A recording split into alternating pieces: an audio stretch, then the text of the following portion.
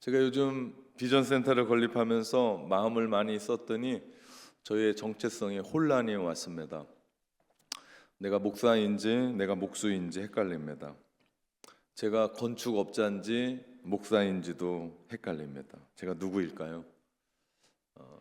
한 예로 카페에 들어가 자리에 앉으면 차를 음미하면서 제가 차를 마셔야 되는데 제가 앉자마자 카페의 구조를 살피고 인테리어를 살피고 색상을 살피고 비교 우위를 하면서 재질이 무엇으로 주어져 있는지를 만지고 심지어는 벌떡 일어나서 제가 벽을 두드리는 습관이 생겼습니다. 6개월 동안 건물 지으면서 제가 완전히 변했습니다. 제가 그걸 보면서 그런 생각을 했어요. 야, 사람은 6개월여도 충분히 변할 수 있구나라는 걸 발견을 했습니다. 그러면서 목회 가능하다라는 생각을 했어요. 완성해가는 비전센터를 보면서 제가 드는 생각은 한 가지입니다. 이 모든 것 하나님이 다 하신 일이다. 지금까지 이렇게 온 것 하나님의 은혜입니다. 물론 쉬운 일이 아니었어요. 많은 일들이 있었습니다. 제가 말을 안 해서 그렇지 우여곡절이 있었어요. 그러지 않겠습니까? 수많은 공정들이 들어오고 사람들이 왔다 갔다 하고, 그리고 또 저 비전센터가 우리만의 공간이 아니라 이 지역에 오픈하고 전도에 열린 장이 되게 하고 다음 세대들을 위해서 키우고 또 이 땅에 있는 사람들에게 교회의 문턱을 낮춰서 누구에게나 오픈하겠다라고 하는데, 이게 영적인 싸움이 보통이 아니었을 겁니다. 그런데 그 모든 것들을 다 넘고 여기까지 오게 되었습니다. 우리가 지금 계속 보고 있는 사도행전의 주체는 하나님이세요. 다시 말하면 사도행전의 주어는 하나님입니다. 그런데 또 다른 주어가 등장해요. 그것은 성경을 읽다 보면, 특별히 사도행전을 읽다 보면 성령과 우리가 라고 하는 단어입니다. 성령과 우리가. 사도행전의 주체는 하나님이신데 하나님이 이 일들을 이끌어 가시는데 거기에 꼭 필요한 사람들이 있더라. 그것이 내가 아니고 성령과 우리가. 성령이 일하시는 그 일들을 함께하는 우리가 있었어요. 공동체가 있었습니다. 다시 말하면 하나님이 일을 이루어 가시는데 우리는 뒷짐을 지고 하나님이 어떤 일을 하는지 보자, 이게 아니고 하나님의 열심 가운데 성령과 함께 열심 내는 우리가 있더라. 그렇습니다. 우리의 믿음은 하나님의 신실하심에, 하나님께 대한 우리의 신실하심을 보여주는 거예요. 이것이 믿음입니다.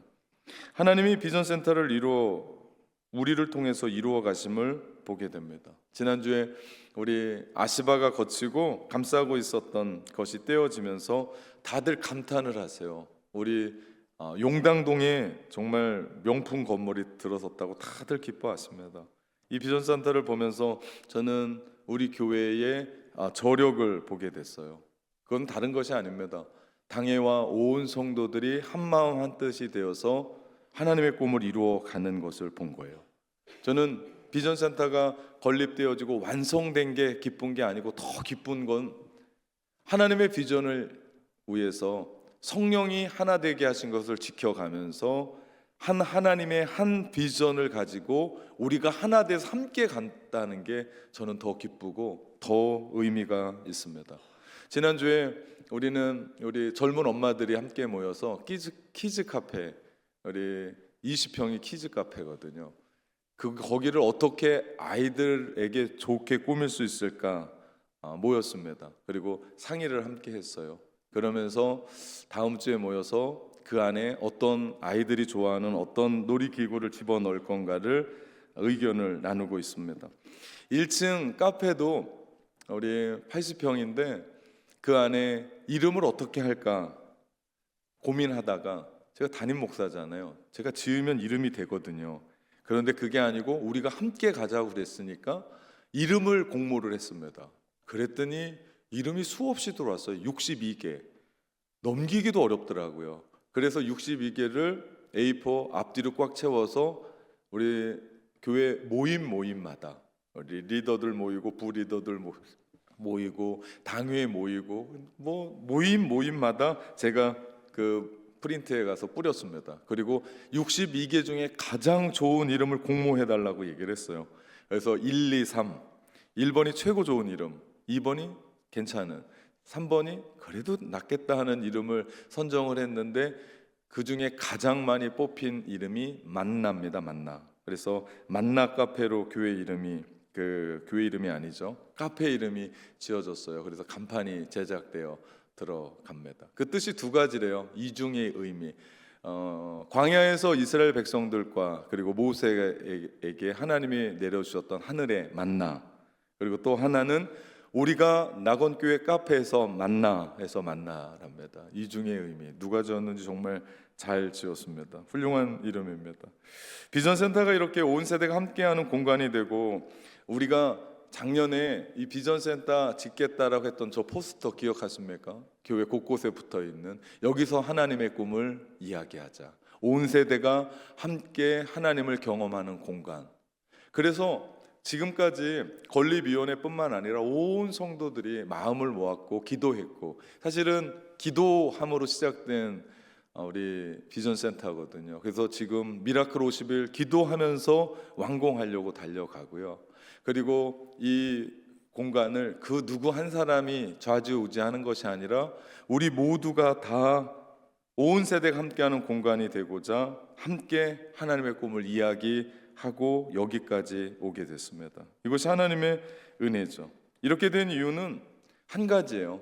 하나님이 우리 가운데 약속하셨고, 그 약속을 품은 우리 성도 한 분 한 분이 한 마음 한 뜻이 되어 성령이 이루어 가시는 일들을 이루어 가게끔 기도했고 정성을 표했고 아낌없이 주님 앞에 드렸기 때문입니다. 저는 그것이 더 가슴 뛰어요. 다른 것이 아니라, 건물은 그냥 건물일 뿐이에요. 그런데 우리가 하나님의 어떤 일들을 해 나가면서 마음이 거기에 쏟아지느냐 그렇지 않느냐, 이게 얼마나 중요한지 몰라요.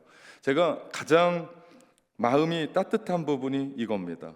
그렇게 기도하면서 함께 왔고 어렵고 힘든 부분이 있었지만 그런 것이 저로 하여금 힘을 내게 합니다. 내가 혼자가 아니지, 함께 하시는 하나님이 계시고 함께하는 믿음의 성도들이 있지, 믿음의 식구들이 있지. 그거 생각하면요 힘이 나죠. 밥 안 먹어도 배부르죠. 그러면 어려운 일이 있어도 능히 이겨 나갑니다. 이건 누구의 힘이 아니에요. 우리 온 성도들이 함께 기도해서 여기까지 온 겁니다.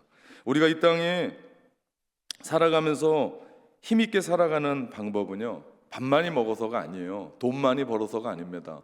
어떤 명예의 자리, 어떤 권력의 자리에 올라가서 힘을 얻는 게 아니고, 중요한 것은 우리 믿음의 사람들이 한 마음 한 뜻이 되어 성령 하나님이 우리 묶어주신 그 하나됨을 힘써 지키고, 한 하나님이 우리 가운데 부어주신 한 비전을 품고 순종하며 달려나간다라고 저는 믿습니다.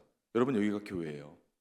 교회는 그냥 건물 세워놓고 사람들 모여놓고 예배하는 곳이 아니라 성령이 우리 가운데, 우리 교회만 할 수 있는 그 일들을 우리 가운데 부어주셨던 그 비전을 가지고 순종하면서 걸어가는 거예요. 인생이 아무리 힘들고 어려워도요, 함께하는 사람들이 있으면 든든합니다. 망했거든요. 그런데 가족이, 아내가, 남편이, 자녀들이 손 붙잡아주고 힘내라고 하면요, 살 수 있는 용기가 있는 겁니다. 그 동역자들 때문에 함께 이루어가는 거예요. 오늘 본문에 바울이 그랬어요. 바울처럼 위대한 사도가 어디 있습니까? 바울이 없었으면 신약 성경은 없었을 거예요.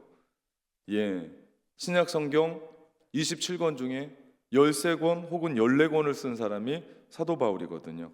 가말레엘 학자 밑에서 공부를 참 많이 했었던, 그래서 바울이 쓰는 모든 글은 구약에서 가지고 옵니다.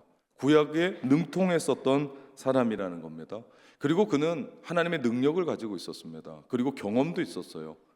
3층 천에 올라가서 하나님의 보좌를 경험하고 내려왔던 사람이었습니다. 그리고 바울이 말씀을 전하고 그가 사역을 할 때 하나님의 능력이 있었습니다.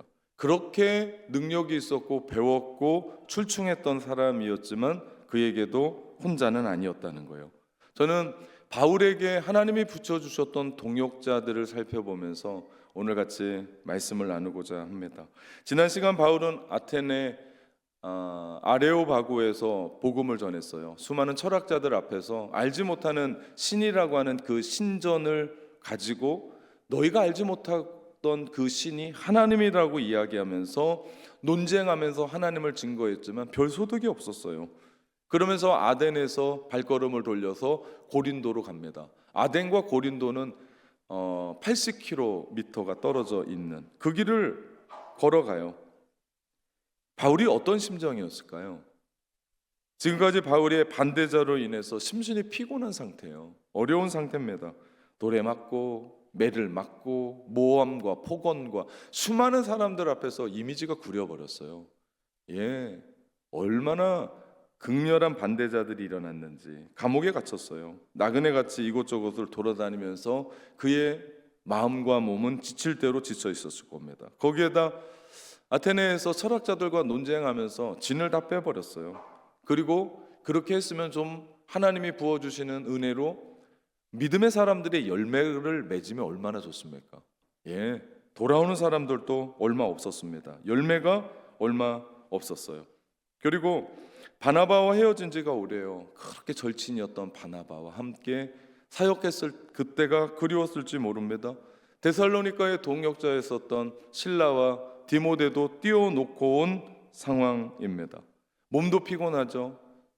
심신도 피곤하죠. 우리 또 정서적으로도 몹시 피곤한 때입니다. 더욱이 재정적으로도 어려운 상황, 선교비가 들어오지 않는 상황이어서 바울은 원래 했었던 청막 짓는 일들로 선교비를 마련하는 형편이 되었습니다. 이쯤 되면 힘겨워서 주저앉을 법도 한데 그런 바울을 너무나 잘 아셨던 하나님께서 사람들, 동역자를 붙여주면서 함께 일하게 하십니다. 얼마나 중요한지 몰라요. 함께 가는 사람들이 있다는 것이. 우리 목회실에 함께 일하는 사람들이 8명입니다. 그분들과 함께 제가 목회를 이루어 가요. 지금 생각해 보면 한 날 당회가 있었던 것을 기억. 그러면 첫째 주일입니다. 당회가 제가 말이 없으면 빨리 끝나는데 제가 말이 너무 많아서 당회도 5시간 넘어 끝났던 것으로 기억해요. 우리 주일날 1부, 2부, 3부 그리고 오후 열린 예배 그리고 각종 회의하고 나서 5시에 목회실 회의로 모입니다. 그러면 정말 녹초가 됩니다. 눈을 뜰 수가 없을 정도로. 지금도 눈이 작은데 그때 되면 눈이 거의 감겨서 목사님 눈 뜨라고 할 정도로 피곤한 상태입니다. 그날 당회를 끝나고 이제 목회실에서 모이는데 그때 무슨 일이었는지 모르게 그 사람들과 함께 유쾌한 대화가 시작됐어요. 나쁜 얘기는 아니에요. 정말 재미있고 사역하면서 정말 듣도 보도 못했던 그런 얘기들을 함께 하면서 1시간 반인가를 호탕하게 정말 웃었습니다. 그런데 새벽부터 그 쌓였었던 목회의 피곤이 싹 사라진 거예요. 정말 신기한 걸 경험했습니다. 그렇게 얘기하고 수다를 떨었으면 피곤이 더 쌓여야 될 텐데 딱 사라지고 나서 그날 집에 들어가서 새벽을 준비하려고 자려고 그랬던 마음을 뒤로 하고 저희가 뭐 한 줄 아십니까? 예, 그날 다 같이 가서 저녁도 먹고 그것도 모자라서 차도 마시고 아이스크림인가 먹고 집으로 돌아갔던 것을 기억합니다. 그러면서 제가 참 놀라운 걸 깨달았어요. 그건 뭐냐면 동역자들, 하나님이 붙여주셨던 그 사람들과 함께 교제한다라는 것이 이렇게 힘이 되는구나. 그분들이 저한테 뭐 특별히 해준 건 없어요. 그런데 함께 사역을 나누고 함께 공통된 주제를 공감하고 함께 웃고 함께 이야기를 하다 보니까 쌓였던 피곤이 다 사라진 거예요. 그러면서 제가 느낀 건 동역자들 정말 중요하다. 나 혼자 갈 수 없는 길이구나. 그래서 하나님이 우리 가운데 각 기관에 혹은 목장에 혹은 내가 소속대에서 일하는 그곳에 사람들을 붙여주셨구나라는 것을 깨닫습니다. 하나님이 바울이 지칠 만할 때에 하나님은 동역자들을 붙여주셔서 바울을 일으키세요. 먼저 붙여주셨던 사람이 아굴라와 브리스길라라는 동역자입니다. 아굴라와 브리스길라는 바울이 어려웠을 때 붙여준 정말 충실한 동역자들이었어요. 이 부부는 로마에 살고 있었는데 글라우디오가 49년에 로마에 있는 유대인과 유대인 그리스도인들을 다 쫓아내요. 그때 그가 로마에서 추방되어져서 돌아다가 고린도까지 온 겁니다. 사도행전 오늘 본문 2절에 보니까 아굴라라 하는 본도에서 난 유대인 한 사람을 만나니 글라우디오가 모든 유대인들을 명하여 로마에서 떠나라 한 고로 그가 아내 브리스길라와 함께 이달리아로부터 새로 왔다라고 이야기합니다. 그러면서 마침 고린도에서 바울을 만나게 되는 거예요. 여러분 너무 절묘하지 않습니까? 주 49년에 로마에서 쫓겨나서 그들이 고린도에 왔고, 바울은 2차 선교 여행을 하면서 아테네에서 아리오바고에서 정말 논쟁하고 복음을 전하고 80km의 그 길을 걸어서 고린도에 왔는데 그들이 만난 거예요. 고린도에 왔을 때 아테네는 문화와 예술의 도시였다면 고린도는 무역과 상업의 도시였습니다. 고린도는 정말 네온 사인이 화려했었던 부자 동네였어요. 무역과 상업이 번성했으니 얼마나 큰 도시였겠습니까? 그런데 겉으로는 그랬지만요, 그 내면으로는 썩어 있었습니다. 부패와 타락과 음란과 돈과 쇠 속에 물들어 있었던 도시였죠. 그래서 고린도 같은 이여라고 하는 말은요, 육적으로 가장 타락한 사람들에게 붙여줬던 이름이었습니다. 욕이었어요, 욕. 고린도 같은 이여. 그만큼 인본주의고 세속적인 가치에 물들었던 곳이 고린도였습니다. 그곳에서 복음을 전하는 것이 바울이었어요. 그때 하나님이 붙여주신 아굴라와 브리스길라를 통해서 그 고린도에 하나님의 말씀이 전해지는데, 바울이 이 부부를 얼마나 사랑하고 아꼈냐면 바울은 후에 로마 교회에 편지할 때 아굴라와 브리스길라를 생각하며 편지합니다. 그 말씀이 로마서 16장 3절 4절이에요. 너희는 그리스도 예수 안에서 나의 동역자들인 브리스가와 아굴라에게 문안하라.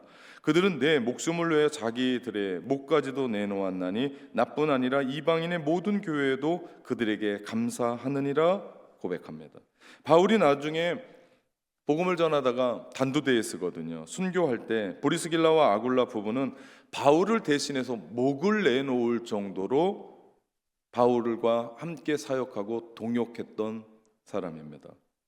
바울에게 있어서 사역의 은인이었죠. 바울은 이들의 집에서 함께 기거하면서 그들이 천막 만드는 일도 동일했습니다. 그러면서 계속해서 바울이 부탁한 사역을 17년 동안 평생 동역합니다. 사실 바울이 바울 된 것은 이 좋은 동역자들을 만났기 때문입니다. 그냥 할 수 있는 일이 아니에요. 바울의 사역은 이들 동역자를 만남으로 더욱더 풍성해집니다. 그때 바울이 하나님 앞에 그런 고백을 해요. 고린도후서 12장 10절에 나의 약한 그때가 강함이라. 그냥 얘기한 게 아니에요. 브리스길라와 아굴라를 만나고 사역이 확장되면서 내가 그렇게 연약한데 하나님이 도와주셨던, 붙여주셨던 동역자들로 말미암아 내가 이렇게 썼습니다. 저도요, 하나님 앞에 간절히 기도합니다. 저에게도 브리스길라와 아굴라와 같은 평생 동역자를 붙여달라고. 하나님이 일하면서 이런 영적인 교제가 일어나기를 소원합니다. 바울에게 얼마나 든든한 동역자였을까요? 그가 얼마나 힘을 냈을까요? 하나님과 함께 동역자가 있다는 것이 이런 일이죠. 두 번째로 하나님이 바울에게 붙여준 동역자들은요, 바로 실라와 디모데였습니다. 5절 말씀에 보니까 실라와 디모데가 마게도냐로부터 내려오매 바울이 하나님의 말씀에 붙잡혀 유대인들에게 예수는 그리스도라 밝히 증언하니라고 말씀합니다. 바울이 나중에 합류하게 된 데살로니가 사역을 할 때 놓고 왔었던, 거기 사역을 도우라고 떼놓고 왔었던 실라와 디모데가 합류를 해요. 그러면서 바울이 얼마나 힘이 났는지를 말씀해 주시는 대목이에요. 유대인들에게 예수는 그리스도라고 증언합니다. 간결한 복음이에요. 예수님이 그들이 고대했던 메시아 그리스도다라고 하는 말씀이죠. 바울은 동역자들 때문에 힘을 내서 복음을 전하는 겁니다.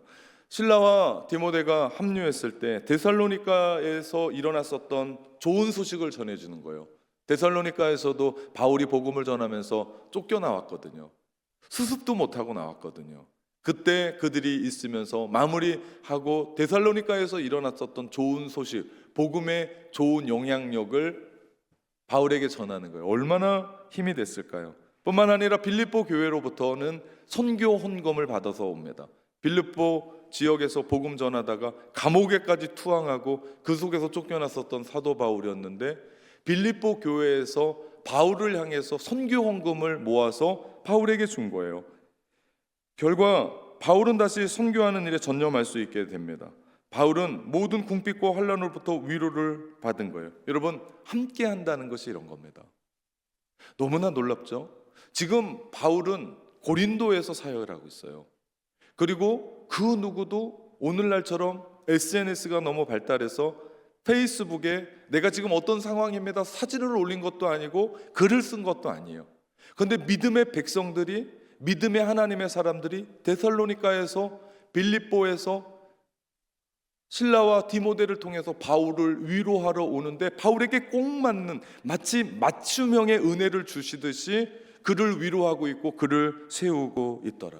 아니, 선교비가 다 떨어진 지 어떻게 알겠냐고요. 지금 바울이 천막을 지으면서 선교하고 있는지를 어떻게 알았겠냐고요.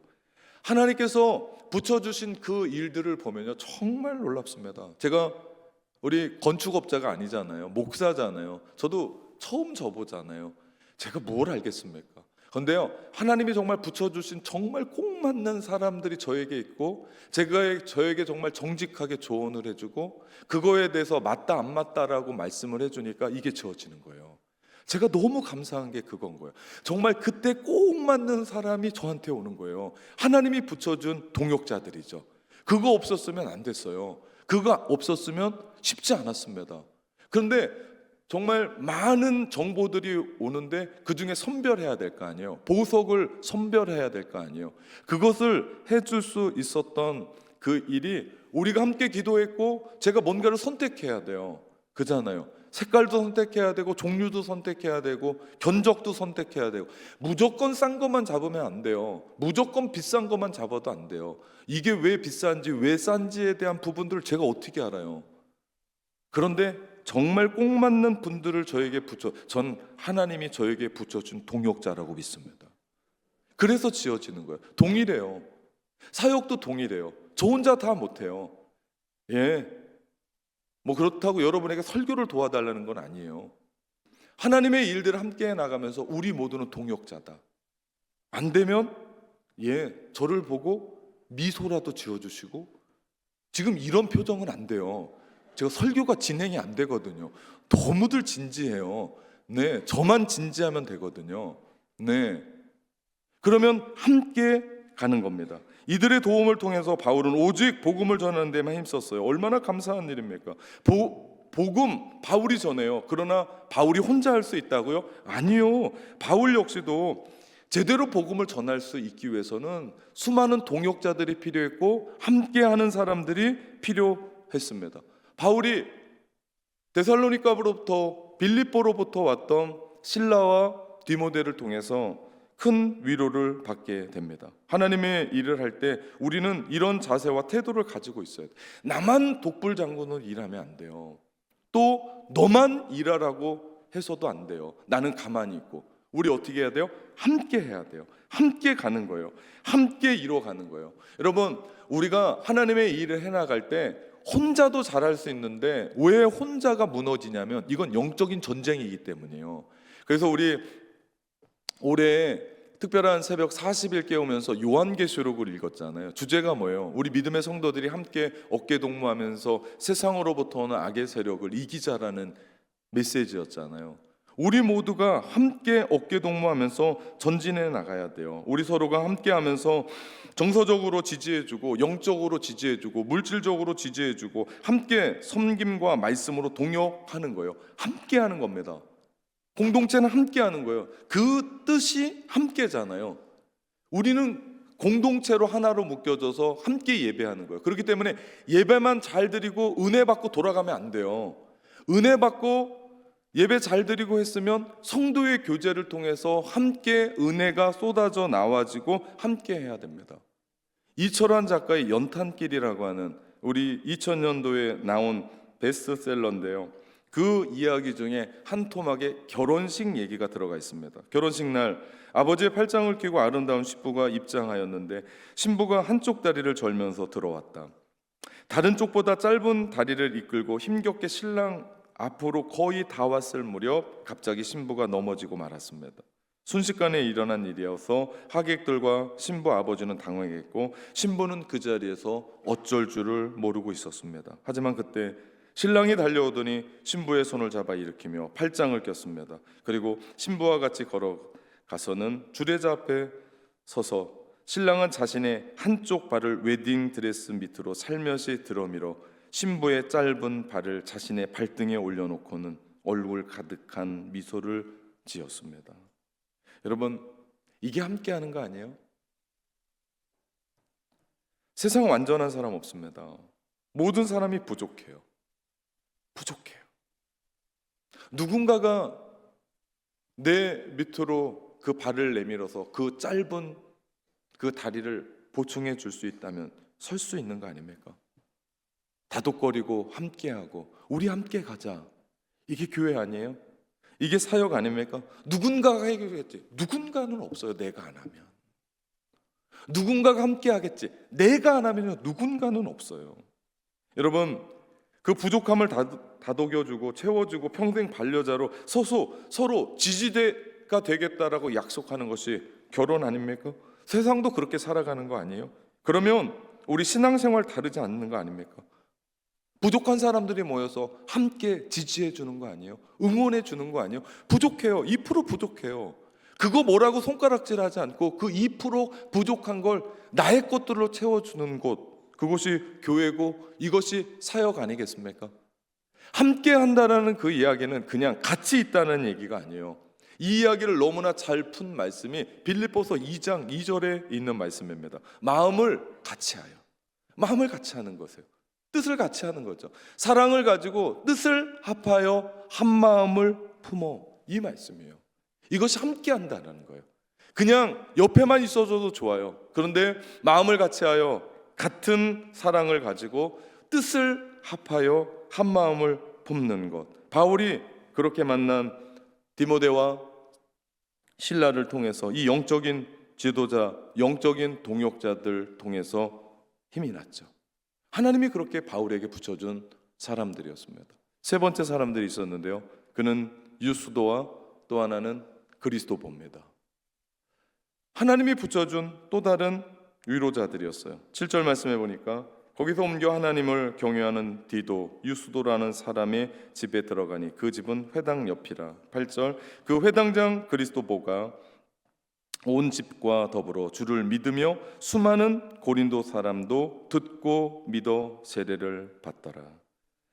바울은 그리스 사람이 유스도 집에 유숙하면서 그와 함께 말씀을 가르쳤던 것 같아요. 그러면서 유스도가 주님을 고백하게 되었고 그 옆집에 있는 회당이었던 그리스도보가 또 주님 앞에 돌아와 온 집안이 들어왔어요. 그러면서 고린도 지역에 큰 열매를 맺게 됩니다. 그래서 사람들이 듣고 믿고 세례를 받게 됐어요. 사도 바울에게 얼마나 큰 위로였는지 몰라요. 하나님의 말씀을 전했던 거거든요. 성경 공부를 했던 거였거든요. 근데 그 말씀을 받아들이고 순종하면서 주께로 돌아오는 사람들이 있었단 말이죠. 아덴에서 어땠습니까? 아레오바고에서 어땠어요?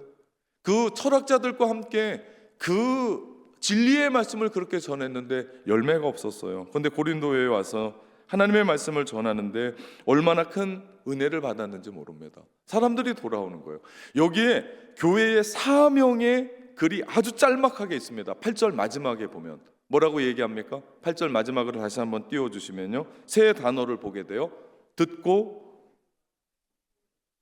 믿고 세례를 받다. 여러분, 그리스도인이 어떻게 됩니까? 이 세 문장이요, 단어가요, 교회의 사명입니다. 사명. 다른 거 하는 거 아니에요. 우리가 복음을 전하잖아요.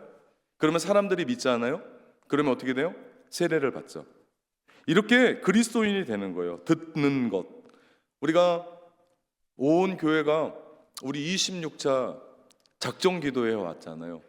그러면서 교회에 드디어 양육을 하기 시작했고 그 양육이 어른들 작년부터 시작해서 들어왔고, 올해 각 교육 목장에 제자 훈련을 시작했어요. 이 제자 훈련은 주일날 하는 양육과는 달라요. 공과 공부와 다르게 특별한 아이들을, 뭐 특별하다고 해서 그 아이들이 대단한 아이들이 아니라 지원하는 아이들을 얘기합니다. 오해는 하지 마십시오. 내가 제자훈련 하겠습니다 신청한 아이들을 키우는 거예요. 그러면서 전반기 후반기, 그러면서 이번 오후 시간에 그 아이들 일기 수료자들을 수료합니다. 왜 그렇게 해요? 왜 우리가 작년 목장을 양육하고 교육 목장을 양육합니까? 이유는 이거예요. 듣게 하는 거예요. 그리고 믿게 하는 거예요. 그리고 세례받게 하는 거예요. 그리스도인이 되는 겁니다. 여러분, 전하는 사람이 없으면 들을 수가 없어요. 그리고 믿음은 로마서 10장 17절에 뭐라고 얘기합니까? 그러므로 믿음은 들음에서 나며 들음은 예수 그리스도의 말씀으로 말미암았다고 얘기하거든요. 우리가 전하는 거예요. 그러면 그들이 들을 거 아니에요. 그죠? 들을 때 어떻게 해요? 그 말씀으로 말미암아 믿어지게 되죠. 말씀이 들어가야 수많은 그 말씀이 구슬로 꿰어지는 거예요. 그냥 구슬만 서만 있으면 안 돼요. 그것이 꿰어져야 보석이 되는 것처럼 우리가 들었던 말씀을 양육을 통해서 그들이 믿게 하는 거예요. 그러면 어떻게 됩니까? 세례를 받는 일이 일어나요. 세례란 거듭남이에요. 눈을 다시 뜨는 거예요. 나는 죽고 내 안에서 예수가 살아나는 일이고 우리 안에 주님의 제자로 살아가는 삶입니다. 그러면서 내가 교회인 것을 알고 교회의 한 지체가 되는 겁니다. 여러분, 이것이 교회의 사명이에요. 간단합니다. 듣고 믿고 세례를 받고, 듣고 믿고 세례를 받고, 우리 교회가 지금 하고 있는 일입니다. 이것이 교회예요. 그래서 제가 부임하자마자 온 교회가 양육해야 된다고 지금 달려가고 있는 이유고, 불 꺼지지 않는 교회, 전기세 조금 나오지만 그거 뭐 어려운 거 아닙니다. 반드시 하나님께서 머나먼 날 우리가 그렇게 양육한 그 양육의 토대로 열매 맺게 할 줄 믿습니다.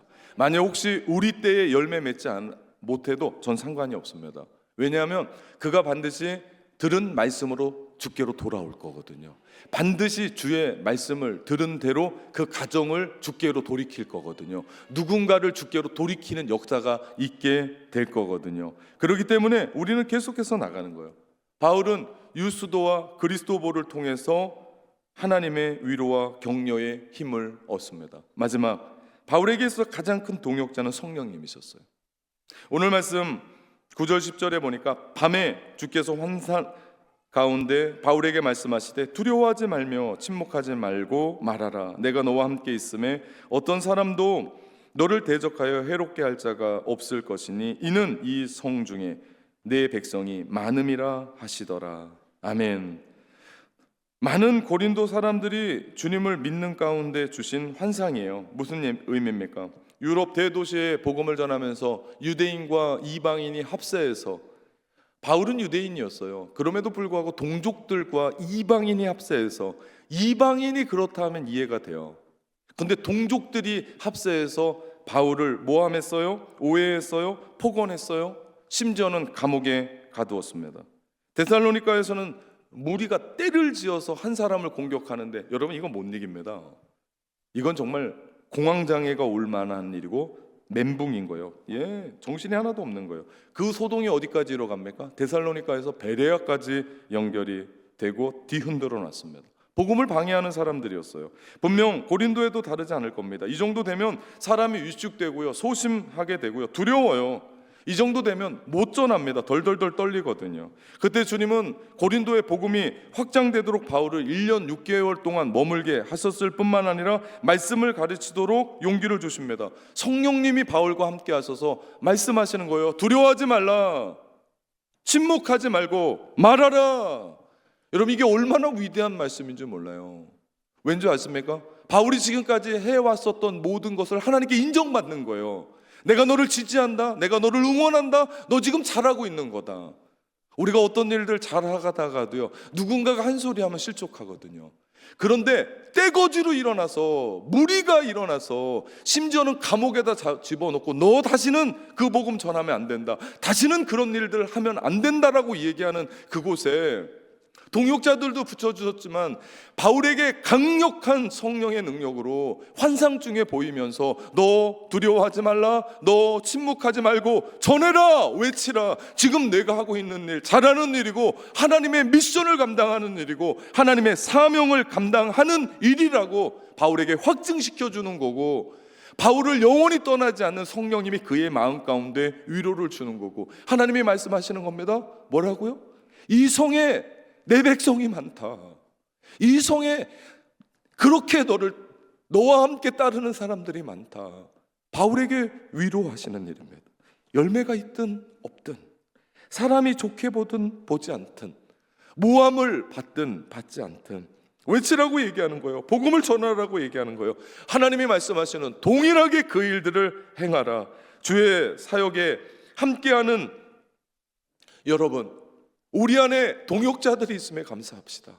그리고 내가 누군가에게 동역자가 되줍시다. 누군가에게 힘을 실어줍시다.